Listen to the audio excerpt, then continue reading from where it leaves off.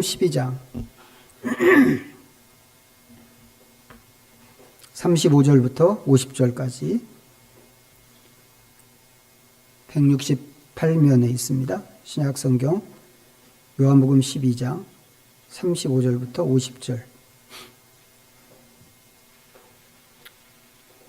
찾으셨으면 주신 말씀을 함께 읽겠습니다. 35절부터 50절까지입니다. 시작. 예수께서 이르시되 아직 잠시 동안 빛이 너희 중에 있으니 빛이 있을 동안에 다녀 어둠에 붙잡히지 않게 하라. 어둠에 다니는 자는 그 가는 곳을 알지 못하느니라. 너희에게 아직 빛이 있을 동안에 빛을 비드라. 그리하면 빛의 아들이 되리라. 예수께서 이 말씀을 하시고 그들을 떠나가서 숨으시니라. 이렇게 많은 표적을 그들 앞에서 행하셨으나 그를 믿지 아니하니 이는 선지자 이사야의 말씀을 이루려 하심이라.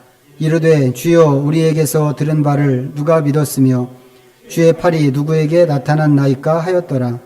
그들이 능히 믿지 못한 것은 이 때문이니 곧 이사야가 다시 일렀으되 그들의 눈을 멀게 하시고 그들의 마음을 완고하게 하셨으니 이는 그들로 하여금 눈으로 보고 마음으로 깨닫고 돌이켜 내게 고침을 받지 못하게 하려 함이라 하였음이더라.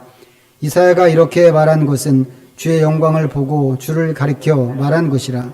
그러나 관리 중에도 그를 믿는 자가 많되 바리새인들 때문에 드러나게 말하지 못하니 이는 출교를 당할까 두려워함이라. 그들은 사람의 영광을 하나님의 영광보다 더 사랑하였더라. 예수께서 외쳐 이르시되 나를 믿는 자는 나를 믿는 것이 아니요 나를 보내신 이를 믿는 것이며 나를 보낸 자는 나를 보내신 이를 보낸 것이라. 나는 빛으로 세상에 왔나니 불은 나를 믿는 자로 어둠에 거하지 않게 하려 함이로라. 사람이 내 말을 듣고 지키지 아니할지라도 내가 그를 심판하지 아니하노라. 내가 온 것은 세상을 심판하려 함이 아니요 세상을 구원하려 함이로라. 나를 저버리고 내 말을 받지 아니하는 자를 심판할 이가 있으니 곧 내가 한 그 말이 마지막 날에 그를 심판하리라. 내가 내 자의로 말한 것이 아니요 나를 보내신 아버지께서 내가 말할 것과 이룰 것을 친히 명령하여 주셨으니 나는 그의 명령이 영생인 줄 아노라. 그러므로 내가 이르는 것은 내 아버지께서 내게 말씀하신 그대로니라 하시니라. 아멘. 우리가 지난주에 생명의 물에 관한 말씀을 읽었습니다. 수가성 여인 이야기를 통해서 읽었고 그 전주에는 생명의 떡에 관한 말씀을 읽었습니다. 그리고 오늘은 생명의 빛에 대한 말씀입니다. 이렇게 생명의 떡, 생명의 물, 또 생명의 빛, 이거 외에도 또 몇 가지가 더 있는데 이런 것들은 전부 예수님께서 당신 자신을 규정하신 표현들입니다. 물론 요한복음에서만 사용되는 그런 표현이기는 합니다만 예수님께서 당신이 누구신가를 소개할 때 나는 생명의 떡이다. 나는 생명의 빛이다. 이런 방식으로 그렇게 소개를 하셨습니다. 그리고 이 방식은 구약 성경에서 하나님께서 사용하신 방식이기도 합니다. 모세가 광야에서 하나님을 처음 만났을 때 양치는 목동으로 있다가 만났죠. 그때 하나님의 이름을 물었는데 하나님께서 나는 스스로 있는 자다라고 당신을 이렇게 소개해 주셨습니다. 우리말로는 별로 표시가 안 나는데 그때 하나님께서 사용하신 방식이 나는 뭐뭐뭐다 이거였습니다. I am, who I am. 영어로 그렇게 되어 있는데 I am 땡땡땡 요런 방식이란 말이죠. 근데 예수님께서 그런 식으로 나는 뭐뭐뭐다 이렇게 자신을 소개하신 것입니다. 나는 생명의 떡이다. 나는 생명의 빛이다. 나는 선한 목자다. 라고 하는 식으로. 요한복음에서 7번을 그렇게 하십니다. 7번 그렇게 하셨는데 이 방식을 통해서 예수님 자신이 하나님이라고 하는 것을 보여주신 것입니다. 자, 우리는 그 중에서 몇 가지를 부활절 이후에 지금 보고 있는데 예수님의 그런 모습, 빛으로 아니면 생명으로 또 떡으로 계시는 그 예수님의 모습과 역할이 우리를 살리기 때문에 이 부활절 이후에 이 말씀을 보는 것이고 부활 이후에도 우리에게 이것이 꼭 필요한 은혜이기 때문에 이제 이런 말씀을 보고 있는 것입니다. 이제 오늘은 그 중에서 생명의 빛에 관한 관점을 볼 예정입니다. 오늘 읽은 말씀 요한복음 12장 35절부터 50절까지 읽었는데 이 말씀이 전반적으로 빛에 대한 말씀입니다. 그 중에서 몇 구절만 우리 다시 한번 읽어보면 35절과 36절 다시 한번 읽어보죠. 시작. 예수께서 이르시되 아직 잠시 동안 빛이 너희 중에 있으니 빛이 있을 동안에 다녀 어둠에 붙잡히지 않게 하라. 어둠에 다니는 자는 그 가는 곳을 알지 못하느니라. 너희에게 아직 빛이 있을 동안에 빛을 믿으라. 그리하면 빛의 아들이 되리라. 예수께서 이 말씀을 하시고 그들을 떠나가서 숨으시니라. 자, 조금 뒤로 가서 46절 또 다시 한번 볼까요? 46절 읽습니다. 시작.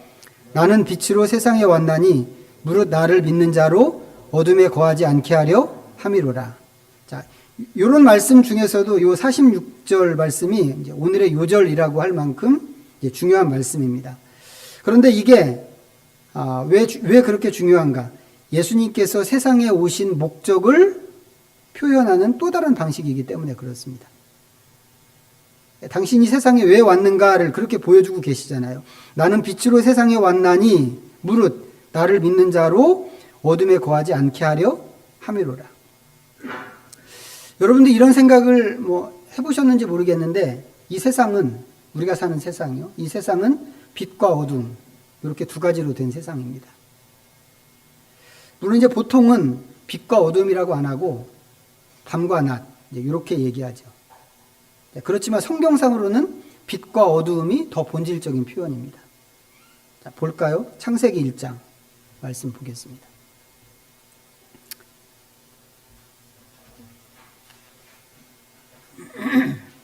창세기 1장 5절. 자, 같이 읽습니다. 자, 첫 페이지 시작. 하나님이 빛을 낮이라 부르시고 어둠을 밤이라 부르시니라. 저녁이 되고 아침이 되니 이는 첫째 날이니라. 하나님께서 창조의 첫날 빛을 주셨는데 그 빛을 낮이라고 부르셨고 그 반대쪽인 어둠을 밤이라고 부르셨습니다. 이걸 보면 밤과 낮은 단지 이름이죠. 이름일 뿐이고 그 안에 들어있는 진짜 내용은 빛과 어둠입니다.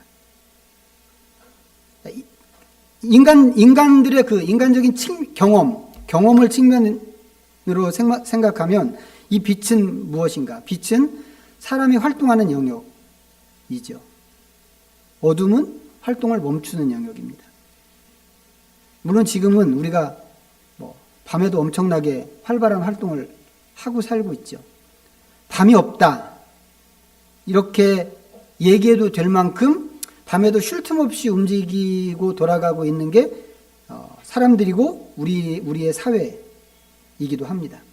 그렇지만 우리가 이렇게 할 수 있는 것은 뭐겠어요?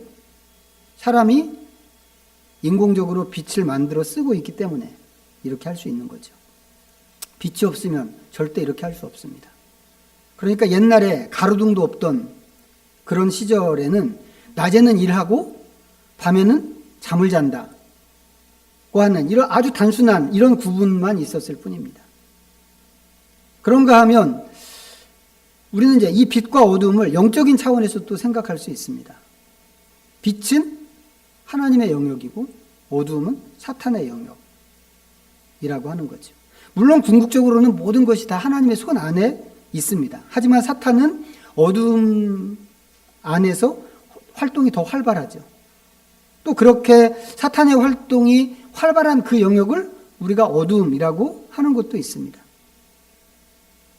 이거 과학 만능 시대를 사는데 이런 시대, 이런 구분이 너무 원시적이다.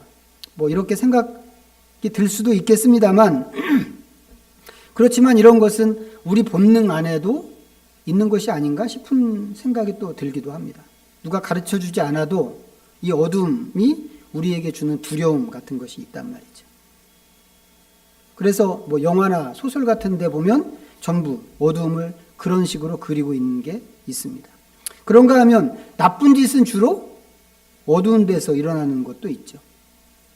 나쁜 짓을 꾸미고 그것을 실행에 옮기고 할 때 사람들이 다 보는 데서 벌건 대낮에 이렇게 하는 사람은 거의 없습니다. 이건 뭐 어른들, 나쁜 짓을 하는, 계획적으로 하는 어른들만 그러는 게 아니라 어린아이들도 마찬가지입니다. 옳지 않은 짓을 꾸밀 때는 어두운 데서 해야 된다라고 누가 가르쳐 주지 않았는데 어린아이들도 똑같이 아무도 안 보는 데를 찾아가서 나쁜 짓을 꾸밉니다. 이건 생각할수록 신기한 일이죠. 이런 것을 보면 확실히 어두움은 사탄의 활동 영역인 게 분명하다 싶은 게 있습니다. 그런데 모든 인간은 그 영역에 속해 있다고 하는 것이 인간의 운명이자 삶의 현실이기도 합니다. 모든 사람이 죄를 범하였음에 하나님의 영광에 이르지 못하더니. 유명한 바울의 말이잖아요. 로마서 3장 23절. 하나님의 영광에 이르지 못한다라고 하는 말이 뭐겠어요? 하나님의 영역 바깥쪽에 있다는 거죠. 그것은 곧 모든 사람이 사탄의 영역에 존재한다고 하는 그런 뜻이기도 합니다. 모든 사람이 그렇습니다. 지난주에 말씀드린 것처럼 갓 태어난 어린아이까지 다 포함해서 모든 인간이 죄인인 이유가 바로 이거란 말이죠.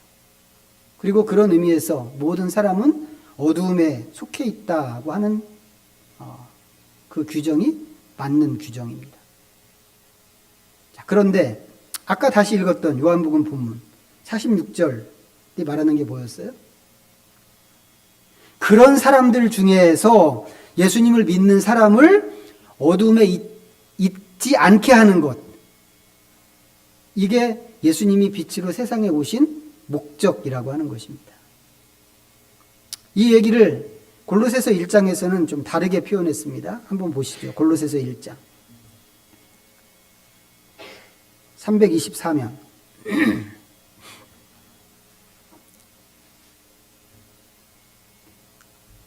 골로새서 1장 13절입니다. 우리가 많이 찾아봤던 말씀인데, 자, 같이 읽겠습니다. 시작. 그가 우리를 흑암의 권세에서 건져내사 그의 사랑의 아들의 나라로 옮기셨으니. 우리가 원래는 흑암의 권세가 지배하는 그 나라에 속한 사람들이었는데 예수님을 믿을 때 하나님께서 우리를 예수님이 통치하시는 나라로 옮겨주시는 거란 말이죠. 예수님을 믿는다고 하는 것은 그런 식으로 우리가 속한 영역이 바뀌는 것입니다. 원래 있던 영역이 바뀌는 것이고 원래 속해 있던 나라가 바뀌는 일이 예수님을 믿는 일이란 말이죠. 그래서 이 자리에 있는 우리는 어두움의 나라에서 나온 사람들이고 이제는 빛의 나라에 들어간 빛의 나라 백성이 된 사람들입니다. 믿으시나요? 이게 우리가 새로 얻은 예수님 믿음으로 인해서 새로 얻은 우리의 정체성입니다. 자, 이 정체에 대해서 예수님께서도 말씀하신 적이 있는데, 자, 마태복음 5장 보겠습니다.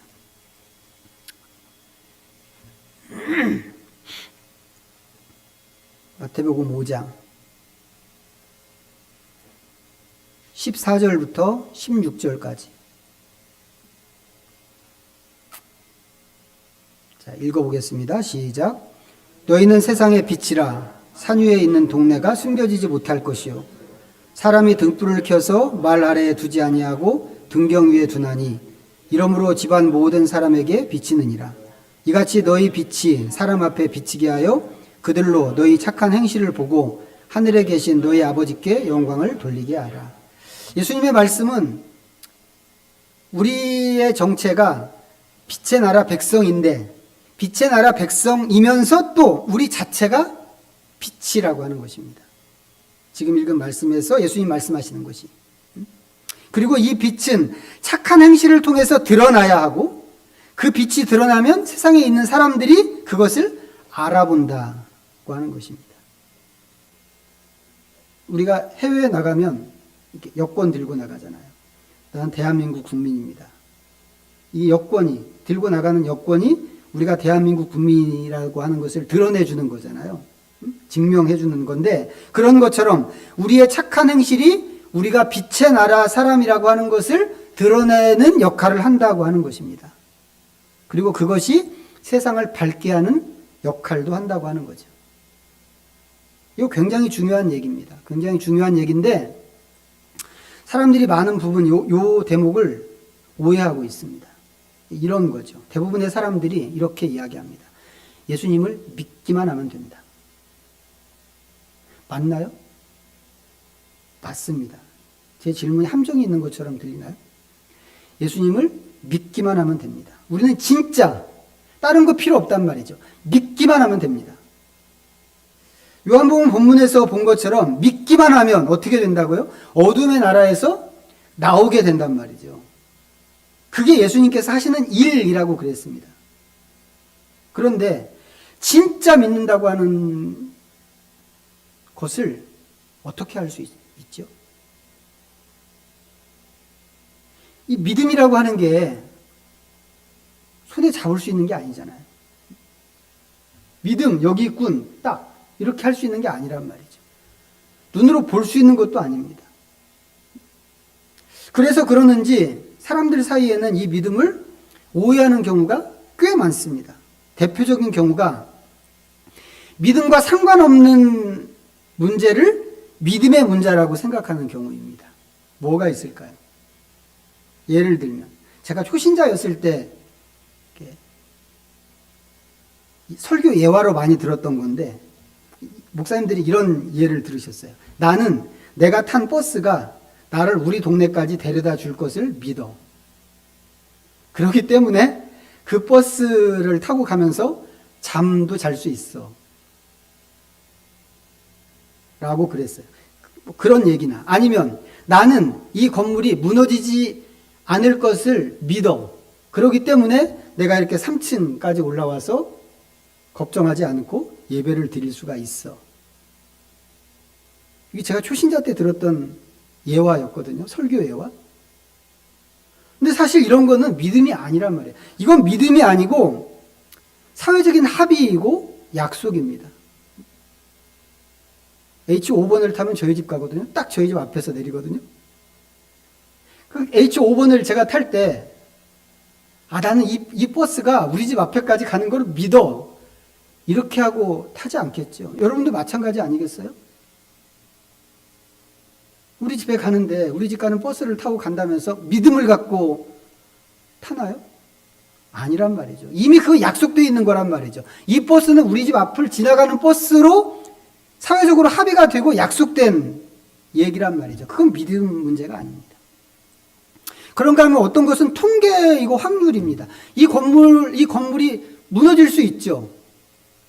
성수대교도 무너졌는데, 삼풍백화점도 무너졌는데, 이 건물이 무너질 수 있습니다. 그렇지만 대부분 사람이 짓는 대부분의 건물은 거의가 무너지지 않습니다. 그게 확률이란 말이죠. 통계이고 무너지지 않게 짓는 거죠. 어떻게 하다가 정말 희귀하게 그게 무너지는 일들이 있는 거죠. 있는 거. 대부분은 무너지지 않습니다. 그건 믿음의 문제가 아니란 말이죠.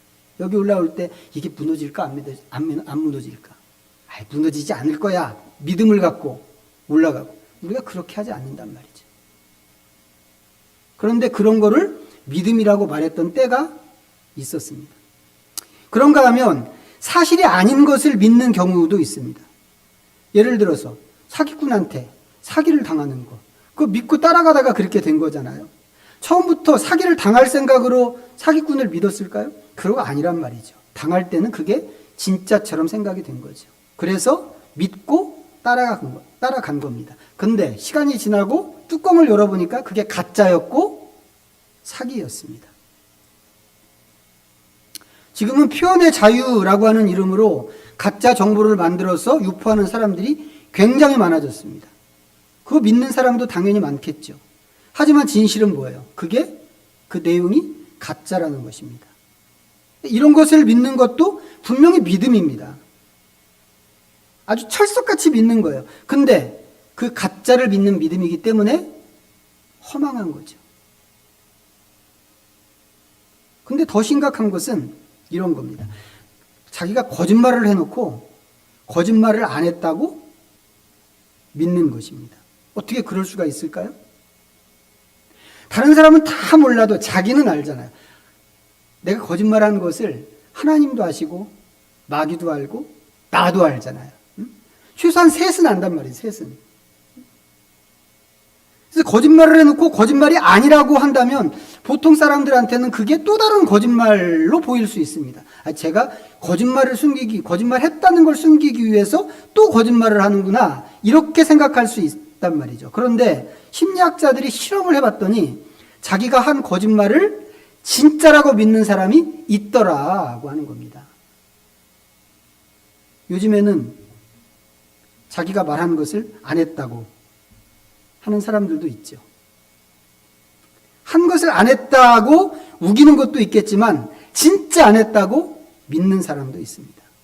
이런 걸 전부 인지부조화라고 하는데, 이런 걸 보면 이 인간의 정신작용이라고 하는 게 정말 웃긴다, 웃기는 것이다, 이런 생각이 듭니다. 저는 이 사실을 알고 우리가 믿는 믿음에 대해서 의심이 생겼습니다. 나 예수 믿는다고 하는데, 저 예수 믿거든요. 예수님 믿습니다. 근데 내가 예수님 믿는다고 하는데 내가 믿는 믿음은 진짜 믿음일까? 아니면 믿는다고 믿는 믿음일까? 여러분의 믿음은 어떠세요? 이거 생각해 봐야 됩니다. 자, 그래서 그러는지 사도 바울이 이런 얘기를 한 적이 있습니다. 고린도후서 13장입니다.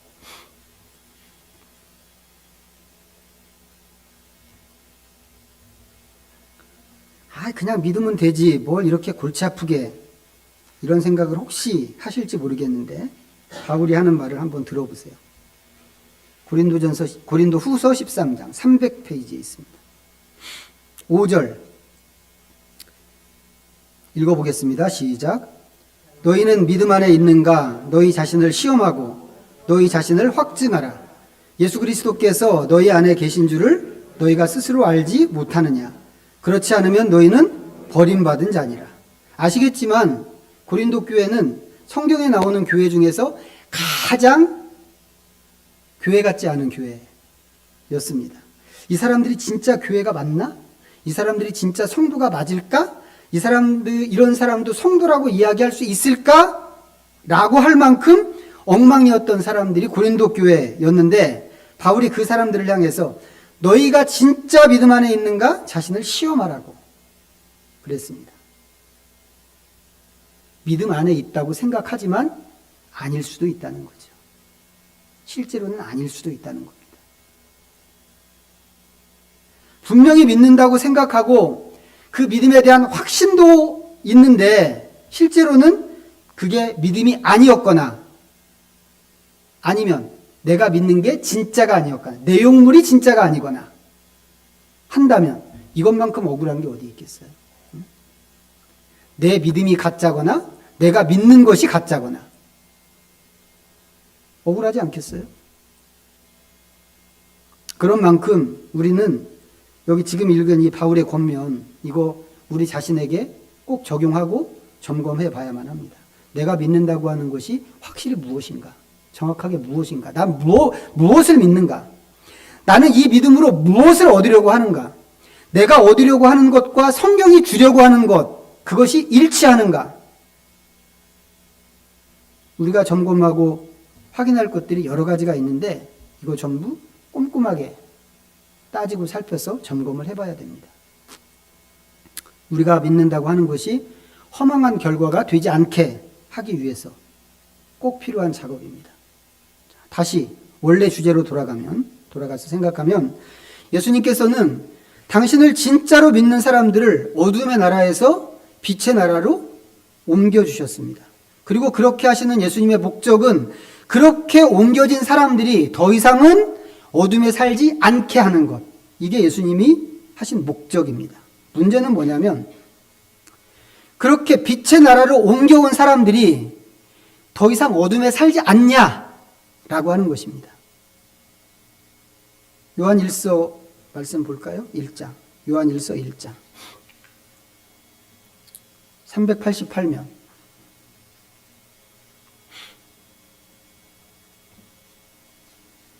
5절부터 7절까지입니다. 읽어보겠습니다. 시작. 우리가 그에게서 듣고 너희에게 전하는 소식은 이것이니 곧 하나님은 빛이시라. 그에게는 어둠이 조금도 없으시다는 것이니라. 만일 우리가 하나님과 사귐이 있다 하고 어둠에 행하면 거짓말을 하고 진리를 행하지 아니함이거니와 그가 빛 가운데 계신 것 같이 우리도 빛 가운데 행하면 우리가 서로 사귐이 있고 그 아들 예수의 피가 우리를 모든 죄에서 깨끗하게 하실 것이요. 자, 일단 우리가 기억해야 하는 가장 기초는 뭐냐면 하나님이 빛이라고 하는 사실입니다. 이 말씀에서 하나님은 본질 자체가 빛이신 분입니다. 그렇기 때문에 우리가 아는 빛은 분명히 하나님의 영역이고 어둠은 그 반대쪽에 있는 거죠. 그래서 앞에 말씀드릴 때 어둠은 사탄의 영역이라고 그랬습니다. 중요한 것은 하나님이 빛이시기 때문에 하나님을 믿는 우리도 빛 가운데서 행해야 한다고 하는 것입니다. 왜요? 빛의 나라로 들어왔기 때문에 그런 거죠. 그렇지만 앞서 질문한 것처럼 빛의 나라로 들어온 사람들이 더 이상 어둠에 살지 않는가? 이것입니다. 2장으로 다시 가볼까요? 요한 1서 2장. 2장 8절부터 11절. 읽어보겠습니다. 8절부터 11절 시작. 다시 내가 너희에게 새 계명을 쓰노니 그에게와 너희에게도 참된 것이라. 이는 어둠이 지나가고 참 빛이 벌써 비침이니라. 빛 가운데 있다 하면서도 그 형제를 미워하는 자는 지금까지 어둠에 있는 자요. 그의 형제를 사랑하는 자는 빛 가운데 거하여 자기 속에 거리낌이 없으나 그의 형제를 미워하는 자는 어둠에 있고 또 어둠에 행하며 갈 곳을 알지 못하나니 이는 그 어둠이 그의 눈을 멀게 하였음이라. 자, 여기서 요한이 얘기하는 게 뭐예요? 형제를 미워하는 것에 대해서 이야기하고 있습니다. 근데 요지는 뭔데요? 형제를 미워하는 것은 어둠에 행하는 것이다. 이 얘기입니다. 어둠에 행한다는 것이 도대체 뭐냐라고 할 때 요한은 형제를 미워하는 것을 하나의 사례로 제시한 거란 말이죠. 우리가 지금 계속 빛과 어둠 얘기하는데 빛에 들어온 사람은 어둠에 행하지 않아. 그게 예수님의 목적이야 라고 얘기했는데 어둠에 행하는 것이 그럼 뭐냐라고 할 때 요한이 제시하는 사례는 형제를 미워하는 것이 어둠에 행하는 것이지 라고 하는 겁니다. 근데 이것은 그야말로 사례죠. 사례. 어둠에 행하는 것이 미워하는 것 한 가지만 있겠어요? 아닐 거라는 거죠. 그것 외에도 말씀에 어긋나는 것이나 하나님의 성품에 어긋나는 것들이 얼마든지 있을 거라는 거죠. 제가 말씀드리고 싶은 건 뭐냐면 어두움에서 나와서 빛의 나라로 옮겨진 사람들인데 그런 사람도 여전히 어두움에 행하는 것이 있더라고 하는 것입니다. 어쩌면 모든 사람이 그럴지도 모릅니다. 거의 그렇죠. 거의. 저도 마찬가지. 여러분도 그럴 거라고 생각합니다. 하지만 분명한 것은 뭔가요?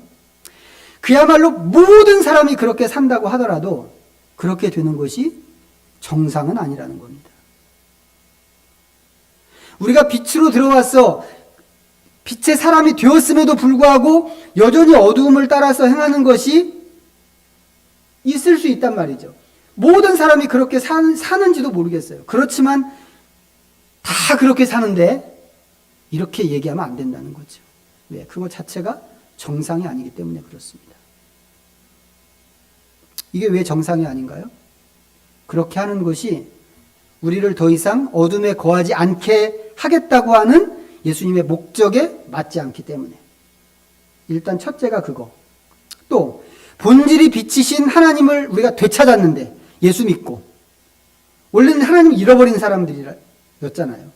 예수님 믿고 하나님을 되찾았는데 그 하나님이 본질이 빛인 분이신데 본질이 빛이신 하나님을 되찾아서 그분과 사귐을 갖는다고 할 때 우리가 어둠에 행한다면 거기에도 합당하지 않은 얘기가 되기 때문에 이거 정상이 아니란 말이죠.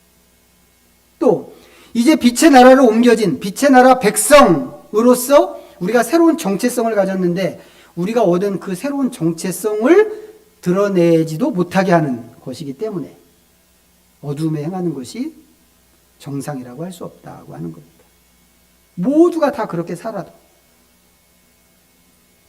아까 읽었던 마태복음 말씀에 의하면 빛으로 사는 우리의 모습이 있어야 영광이 하나님께 돌아갑니다. 우리에게 빛의 모습이나 빛의 행동이 없다면 하나님의 영광은 물 건너가는 거란 말이죠.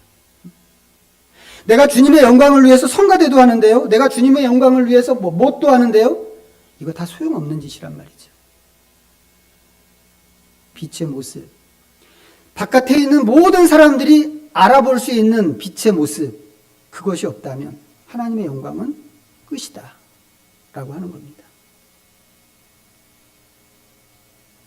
지금 대한민국 교회가 갖고 있는 가장 큰 문제가 이거 아니겠어요? 이거. 이 손바닥만한 땅에서 대한민국, 그것도 반쪽짜리 대한민국 땅에서 교회가 이렇게 많은데 하나님의 영광은 점점 사라지고 있습니다. 오히려 하나님을 무시하고 하나님에게 수치와 모멸을 주는 사람들이 점점 더 많아지고 있습니다. 왜 그럴까요? 왜? 저것들이 나쁜 것들이기 때문에? 아니요. 성도들이 빛으로 살지 않기 때문에 그렇고 교회가 어둠에 있기 때문에 그런 것입니다. 문제는 이 상황의 심각성을 교회만 모른다는 거죠. 교회만. 다들 얘기하는데 교회만 모른다는 겁니다. 어떻게 하면 좋겠어요? 사실 길은 하나밖에 없습니다. 하나님의 백성은 우리가 다시 빛에 거하는 문제에 있어서 집중력을 갖는 거죠. 빛의 문제에 있어서 집중력을 갖고 실제로 빛 가운데 행하는 것. 이거 외에는 길이 없습니다. 하지만 어떻게 그렇게 할 수 있을까요? 어떻게? 요한복음 8장 가서 보겠습니다. 요한복음 8장 157면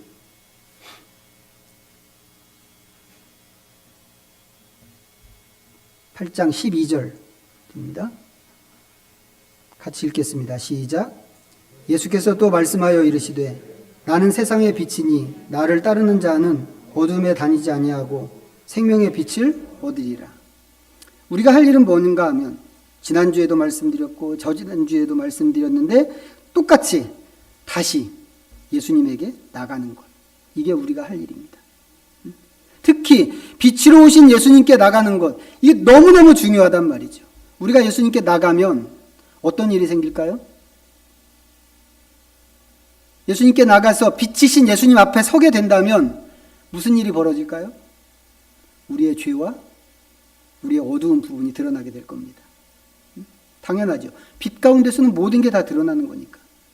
예수님 앞에 나가면 그런 부분이 드러납니다. 창피하겠죠. 내 죄가 드러난다면. 아무한테도 보여주고 싶지 않은 그런 부분들이 드러난다면 창피하고 수치스러울 것입니다. 하지만 그렇게 되면 또 유익이 있습니다. 무슨 유익이요? 그것을 버릴 수 있다는 거죠. 그리고 그것을 버리고 빛 가운데 산다면 우리는 예수님의 목적을 이룰 수 있고 하나님의 명예도 되찾을 수 있을 것입니다. 이게 우리가 해야 할 일입니다. 다시 예수님 앞에 나가는 것. 빛 되신 예수님 앞에 다시 나가는 것. 우리가 이 일을 잘 해낼 수 있기를 바랍니다. 종교적으로 막 무엇인가를 하는 거 이런 거 말고 주여 저 산지를 내게 주소서 이런 거 말고 정말 하나님의 영광을 다시 드러낼 수 있는 빛 되신 예수 그리스도 앞으로 나가는 것. 이거 우리가 잘 해낼 수 있기를 바랍니다. 그래서 우리 자신이 그렇게 함으로 인해서 우리 자신이 하나님의 아들의 형상에 그만큼 더 가까워지고 하나님께서는 우리가 상상하는 것 이상의 영광을, 큰 영광을 받으시기를 바랍니다. 기도하겠습니다. 우리 잠시 오늘 말씀 생각하면서 하나님 앞에 묵상으로 나가겠습니다.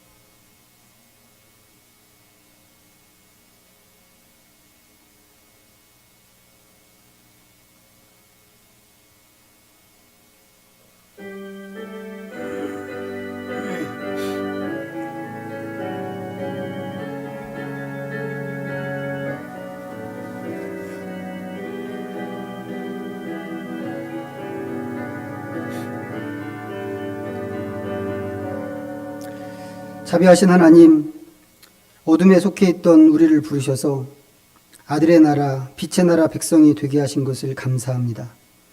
이제 새로워진 우리의 정체에 맞게 빛 가운데만 살게 하시고 그렇게 할 때 하나님의 영광이 드러나게 하시옵소서. 오늘날 교회와 성도가 어둠에서 행동하는 일이 많아서 하나님의 명예가 땅에 떨어지고 회복이 어려운 형편이 되었습니다. 우리가 믿음으로 다시 일어나서 빛 되신 그리스도를 쫓아가게 하시고 더 이상은 어둠에 거하는 일이 없는 하나님의 진실한 백성으로만 남게 하여 주시옵소서. 마치 죽은 것 같은 교회의 정신과 성도의 행동 속에서 다시 사는 부활의 은혜를 맛보게 하시고 우리 안에서 하나님의 나라가 다시 일어나게 하시옵소서. 예수님의 이름으로 기도하옵나이다. 아멘. 찬송가 603